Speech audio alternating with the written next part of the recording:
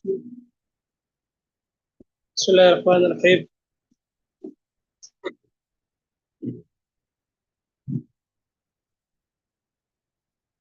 بسم الله الرحمن الرحيم. حدثنا أبو بكر بن أبي شيبة وعلي بن محمد حدثنا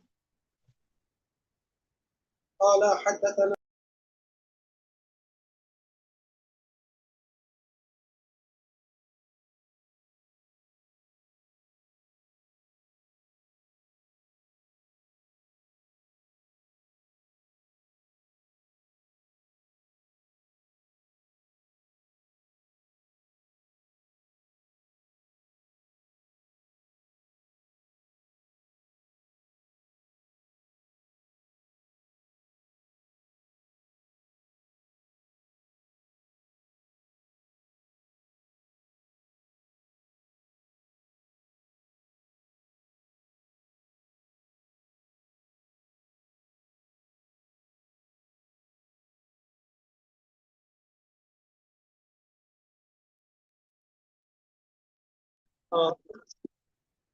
حدثنا أبو بكر بن أبي شيبة وعلي بن محمد قال حدثنا وكيع حدثنا يحيى بن أبي حية أبو الكلبي جناب الكلبي عن أبيه قال ليس من father says عن ابن عمر رضي الله عنهما قال narrated from Umar رضي الله عنه he says قال رسول الله صلى الله عليه وسلم says لا عدوى ولا طيرة ولا هامة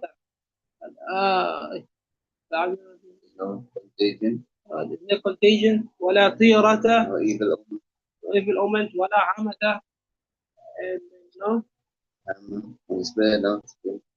harm there's no harm. فقام إليه رجل أعرابي stood up to him a Bedouin فقال and he said يا رسول الله أرأيت البعير يكون به الجرب فيجرب الإبل كلها. Or that the came out with scabies, that no? Scabies. قال ذلكم القدر that is your decree فمن أجرب الأول which is the first one To get the scabies and the mange. حدثنا علي بن محمد حدثنا يحيى بن عيسى الخزاز عن عبد الأعلى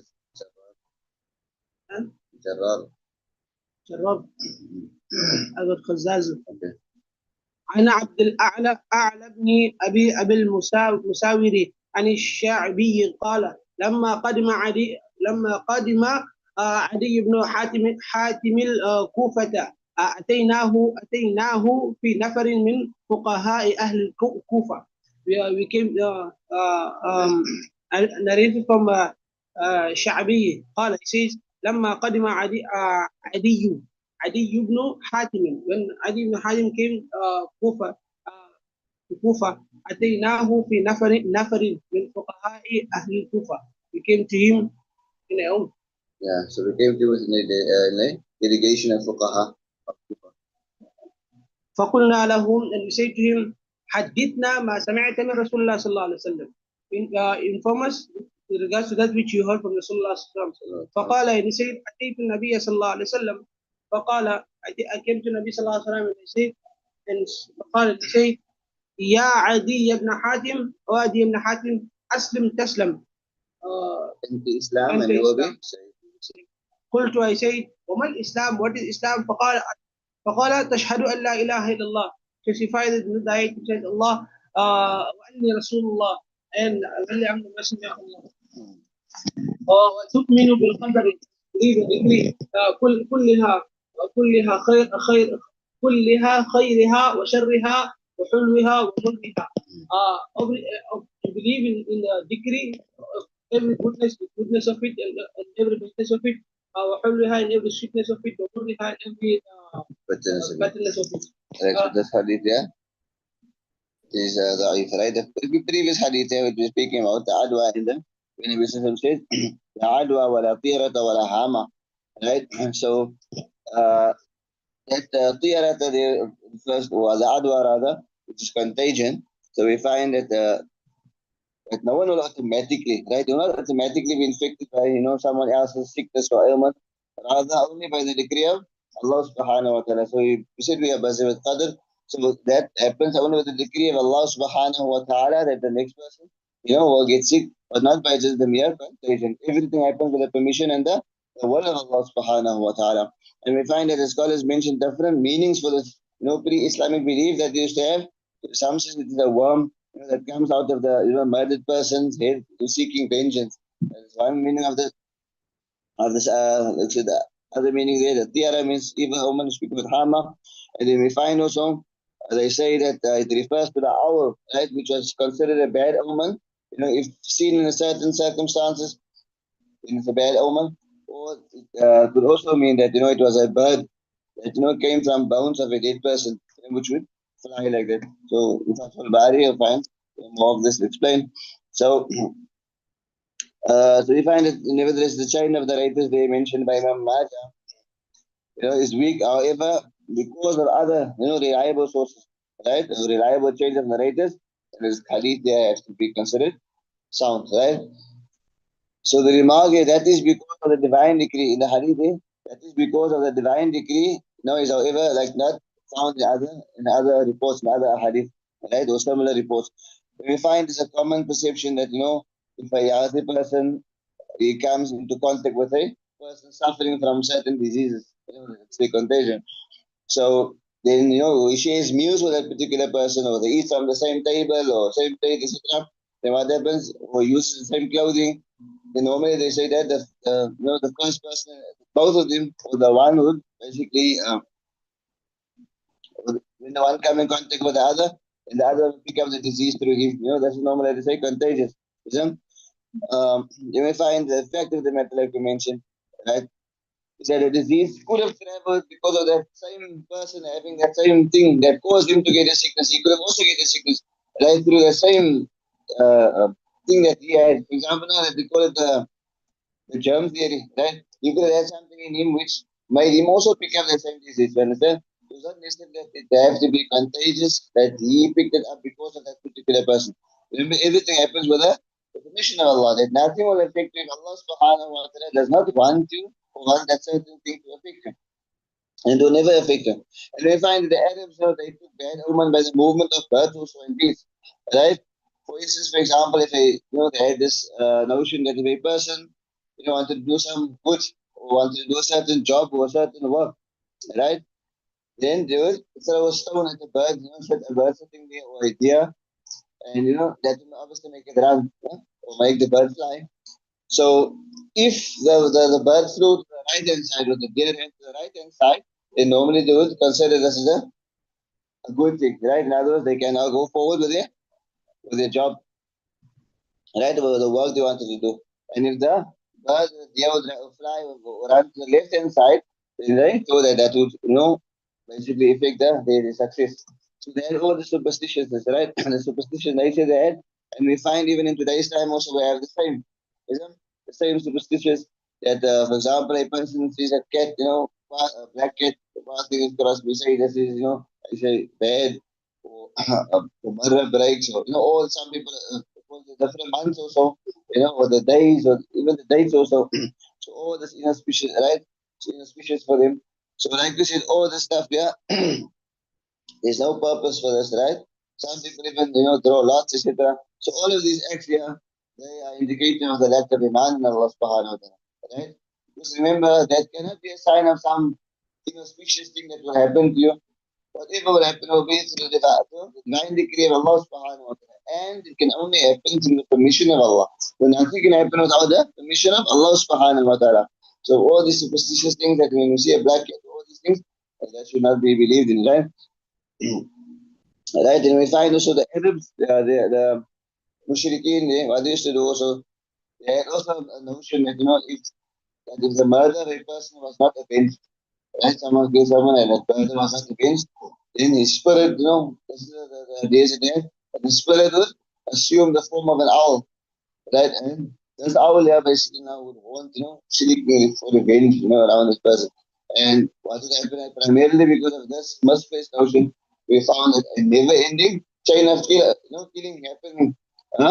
People used to continue killing each other from generation to generation. Why? Because there was a need, always a need to revenge for vengeance. Otherwise, that's basically a spirit will go and counter our sequence. So that will happen. So all these things are baseless.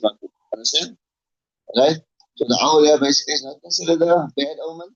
Remember, it's just another creation from the creation of Allah subhanahu wa ta'ala, And like we said, anything else that happens only happens in the decree and the divine decree of Allah subhanahu wa ta'ala. حدثنا محمد بن عبد الله بن نمير حدثنا اسباط بن محمد حدثنا الاعمش عن يزيد القاشي ان هنيد بن قيس عن ابي موسى الاشعري رضي الله عنه قال قال رسول الله صلى الله عليه وسلم مثل القلب مثل الريشه. The example of the heart is like that of a feather. تقلبها الرياح بفلات. The wind blows it to the open desert. Like how the wind blows the feathers in the open desert. Yeah, so like Hadith explained that the feather, no, light the feather is right of a bird. So basically it's weightless. It's so light that the wind will blow to every direction, up, down, That's way that way. So in an open field basically. So that's the effect that is speaking about what the heart is. So since there will be nothing to basically impede its flight, it can fly all over because the feather is very, very light. It says that it travel from here to there, from up, down, right, numerous directions. The feather would fly if it was in the wind in the desert. So similarly, that of the heart of a person, right, a person's heart. He's saying that وما سمي الإنسان إلا لنفسه ولا القلب إلا أنه تتقلب. الإنسان is not called insan except for its forgetfulness, and likewise the heart is not called the heart except for it changes all the time. So the heart changes all the time. Therefore, we find also that numerous feelings and emotions also play upon it. It's quick succession, like the heart goes, then you feel in a certain way, and you feel different. Right, so that which drive to a virtue, one moment, the heart has a feeling which drive him to do more and the virtuous actions, and then again you find him the next, his heart changes again, to that of sin. So like we find, this is the condition of our heart, which changes all the time, right? In any particular moment, that means that one can never, rest assured of his ultimate. Because heart changes all the time. I mean, get it different hadith also. The person who was his entire life, do actions of the people of Jannah, isn't? And then when his hand span remains of him between him and Jannah, and he turns and he does the actions of the people of the fire, and vice versa. So we mentioned the heart changes all the time and all the time, right? So what does this mean? That it is necessary that that a person always should be in the dua of Allah subhanahu wa ta'ala, for safety of his iman, and his time moments of his life, making out Allah subhanahu wa ta'ala to take him a way that will be good for him, a way that Allah subhanahu wa ta'ala will be pleased with him. So all the time, we can never be complacent, rest assured that my situation is good enough. Right? Like we mentioned, the heart always changes. Therefore, we find that we have to work on this heart. All the time we have to work with this heart and work on this heart and keep it moist. Our time moist with the dhikr of Allah. And take in the heart only that which is good. بسم الله الرحمن الرحيم. حدثنا علي بن محمد حدثنا خالي يعلى عن الاعمش ان سالم بن ابي الجعدي عن جابر رضي الله عنه قال جاء رجل من الانصار فيهم الى النبي صلى الله عليه وسلم فقال يا رسول الله اني لجاريه اعزل عنها اني a female slave which I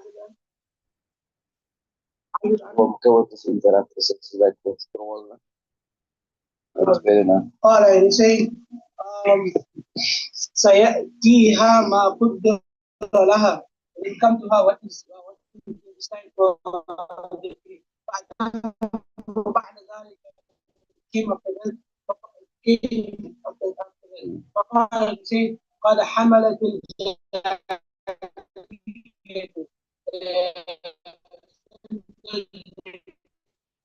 carried out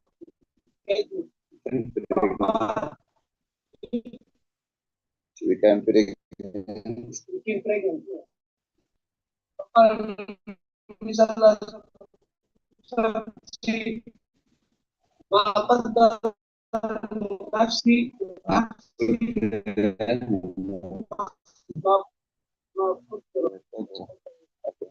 ما قدر لنفس شيئا إلا هي كائنة." What is written, what is decreed for a soul, anything, something, إلا هي, except that it surely come to surely pass. come to pass. Right. Bismillahirrahmanirrahim. So this hadith, yeah, speaks with a man from among the Ansar who came to Nabi Kareem sallallahu alayhi wa sallam. And in Nabi Jariya, there's a question, he asked Nabi Kareem sallallahu alayhi wa sallam. Told this interrupt قال سيأتيها ما قدر لها فأتاه بعد ذلك فقال, he says, the Ansari came to him and later and said that the slave girl had now become pregnant. So at first whatever Nabi said, whatever is decreed for her shall come to her. Then the Ansar came to her later and on that he said قال قد حملت الجارية, the slave girl had become pregnant. فقال النبي الكريم صلى الله عليه وسلم ما قدر لنفسي يعني شيء إلا هي كائنة. And the Prophet صلى الله عليه وسلم mentioned that nothing is decreed for a person except but it will surely come to pass. In other words, if that certain thing was decreed for you, it will definitely come your way. Like we mentioned again, that nothing can miss you that's supposed to afflict you or that's supposed to reach you. So, from here also we understand that there's no doubt in the divine decree that everything, will overtake man's planning. So we can plan as much as we want, but the planning of Allah subhanahu wa ta'ala is the best. Whatever Allah has in store for us, that is what will happen. But that shouldn't mean that a person now, should not take the necessary steps in order to do that. Right? So yes, he should do his best and leave the results for Allah subhanahu wa ta'ala. And we find this word azal, so azal, which is covered as interrupt, so word was withdrawal, right? It means the process by which a person or a man, having relations with his wife or his slave girl, like in those times today, and he withdraws, from her the moment he feels like he wants to ejaculate, right? So basically, he discharges himself outside, right? Um, so in the hope that that no pregnancy basically would occur and take place. So this was the method basically like a family planning, like a type of family planning in those days. So we asked the wisdom, can he perform this? Azan, right? We find him in a hadith also, which speaks about this here. And like I said, the recourse of Azal, is the withdrawal, is permitted, right, with a slave girl for the simple reason of a pregnancy basically might, it's a stopper from a service, isn't it? Because that's the very reason that the slave girl was there. Those days that was the service of the master. So normally they would not like that. They would not want the slave girl to become pregnant, some set of work in the house and domestic work, etc. And far as the free woman is concerned, right, there's differences of opinion among the scholars as the permissibility of that, right? So at the time, in the time of Banu Mustalik, that time when the Muslims they overpowered the Banu Mustalik. And what happened there was that is the time when the Sahaba was a long way from home. So from there they got some slave girls and women from there, and obviously they got their share of their booty. So seeing that they had that desire and so on and so forth, they asked Nabi Sallallahu Alaihi Wasallam that if they can, perform the Azan. Now, those not having to get these ladies, these slave girls to become pregnant, so that they can also get some benefit and ransom them. You understand? So there's definitely a hadith there that we got female captives in the war as booty. One hadith is in Bukhari, and we used to do this covetous interrupt this azal, with him. So we asked Nabi Kareem Sallallahu Alaihi Wasallam about it, and he said, if you really want to do that, repeating the question thrice is one hadith. He says there's no soul that is destined to exist, but will come into existence in the day of Qiyamah. So if Allah subhanahu is decreeing will happen, even though you are trying to not get the person pregnant, it will still happen, right? You may find that while another hadith, of narrated by Abu Sa'id al-Khudri, he says that while he was sitting with Nabi Kareem Sallallahu Alaihi Wasallam, a man from the Ansar came. He said, "Oh Allah, oh Nabi Sallallahu Alaihi Wasallam, we have slave girls from the war captives, and we love, property. So what do you think about other?" And Nabi Sallam said that you do that, it is better that you don't do it, right? For there is no soul that which Allah subhanahu wa ta'ala is ordained to come into existence, right? But will be created. Which means if Allah subhanahu wa ta'ala has, irrespective of how much azm you perform, or whatever you do, whatever Allah has decreed will happen. So, so that is the situation there, right? So as far as the three women is concerned, their wife, right? So in terms of the Shafi'i school of thought, like we said, the ruling on azl there, right, with this withdrawal, is that it's permissible or halal, or those some scholars that we mentioned within the Shafi'i Madhab say it's makruh. So it will be only permissible due on with consent, right? So, and most of the other, like we said, the other Rama mentioned that it will be permissible due to consent, or with consent, right? With the consent of both parties, the wife and the husband. Right? So permissible, number one, with consent, and number two, the wife's right. Remember, it is the wife's right that she perhaps may want a child, so you cannot do it without her. That's a basic violation of the wife's right if you're going to do it without having a permission, right? Although, like you mentioned, the child can still come even though this is done. Mahum, right? But that must be done with it, and also some valid reasons. If there's valid reasons, for example, like complications or sickness, or the wife's health or like that, then that also. So we mentioned there that in valid reasons, you will be allowed to live with the consent, with mutual consent. Imam Abu Hanifa as well also, we find also that is permitted due to with consent, also, right? With consent of both parties. So there are some reasons when you can, when it's a mass, basically, right?